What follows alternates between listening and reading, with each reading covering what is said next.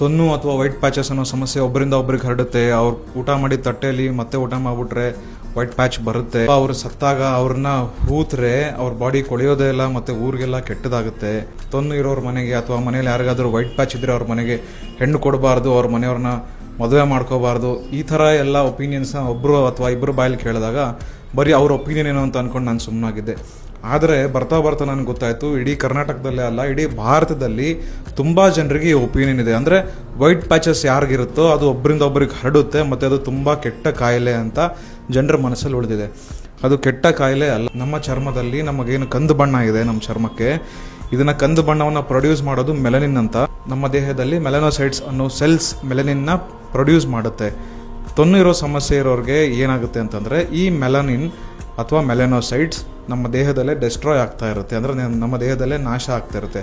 ಅದಾದ ಕಾರಣದಿಂದ ಮೆಲನಿನ್ ಸರಿಯಾಗಿ ಪ್ರೊಡ್ಯೂಸ್ ಆಗೋದಿಲ್ಲ, ದೇಹದಲ್ಲಿ ಕಂದು ಬಣ್ಣ ಸರಿಯಾಗಿ ಬರೋದಿಲ್ಲ. ಹಾಗಾಗಿ ಅಲ್ಲಲ್ಲಿ ವೈಟ್ ಪ್ಯಾಚಸ್ ಇರುತ್ತೆ. ಅದ್ರ ಹೊರತು ಇದು ಒಬ್ಬರಿಂದ ಒಬ್ಬರಿಗೆ ಸ್ಪ್ರೆಡ್ ಆಗೋ ಅಂಟುರೋಗ ಅಲ್ಲ. ಅಂದರೆ ಕೆಮ್ಮು, ನೆಗಡಿ, ಕೊರೋನಾ ವೈರಸ್ ಈ ಥರ ಯಾವುದೇ ಸಮಸ್ಯೆ ಅಲ್ಲ. ಇದು ಒಬ್ಬರಿಂದ ಒಬ್ಬರಿಗೆ ಯಾವತ್ತೂ ಹರಡೋದಿಲ್ಲ. ಇವ್ರನ್ನ ಮಣ್ಣಲ್ಲಿ ಹೂತ್ರ ಅವ್ರ ದೇಹ ಸಾಮಾನ್ಯ ಜನರಿಗೆ ಕೊಳೆತು ಹೋಗುತ್ತೆ.